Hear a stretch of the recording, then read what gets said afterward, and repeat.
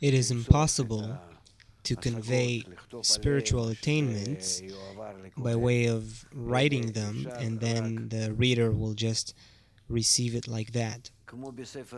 It's only possible to do it like in a medicine book, so to speak.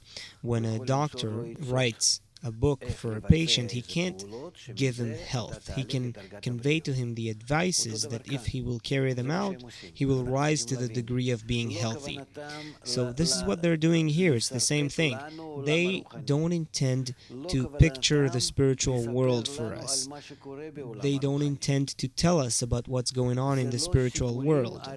These are not tales or stories about spiritual forces per se.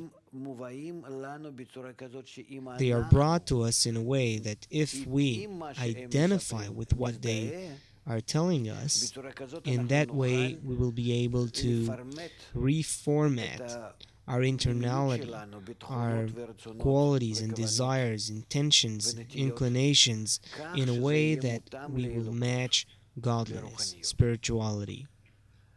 Meaning, the book is not written in order to provide me with wisdom. That's completely incorrect. I won't know anything spiritual by that. On the contrary, it will move me away from what's desired. What's desired for me is to absorb strength and forces and advices from the book for how to change myself in order to become healthy. A sick person who reads a medicine book doesn't look for anything there besides how to become healthy, how to make it so that I will be healthy, that I'll get well. With that kind of attitude only we should approach the Kabbalah books, because otherwise it's just studying wisdom, which is called the potion of death.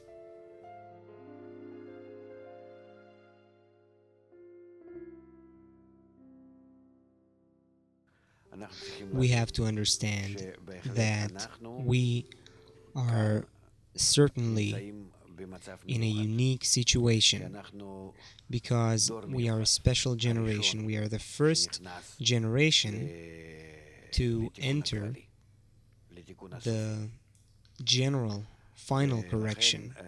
Therefore, in terms of the years, the time it takes, the scrutiny of the message, its concrete realization, of course we're in some sort of a role that we're doing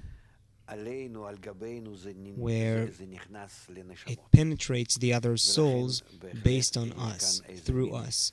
This is why there is some lengthiness of time. It takes longer.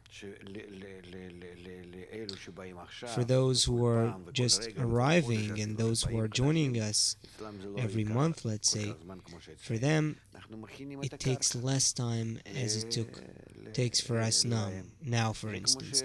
We're preparing the ground for the next ones to come. It's like how it happened in all the previous generations. So it's true that sometimes some of the people here are studying for 15 years or 10 years, and those who are coming today, beginning, they can achieve the same things that the veterans did in just 6 months or a year. It's just like a baby who's born today. He's able to use anything that the modern world can produce, whether it's any technological development or anything else. He receives everything, all the best things that the world has already created, starting from his diapers and to everything. And that's the same thing with us in terms of preparing the world for spirituality. So we have to accept that role too, and understand that humanity has developed so far to a point where we are now entering a new period in history, and we are the first generation of the last generation, so we are some sort of a buffer in terms of paving the road for others.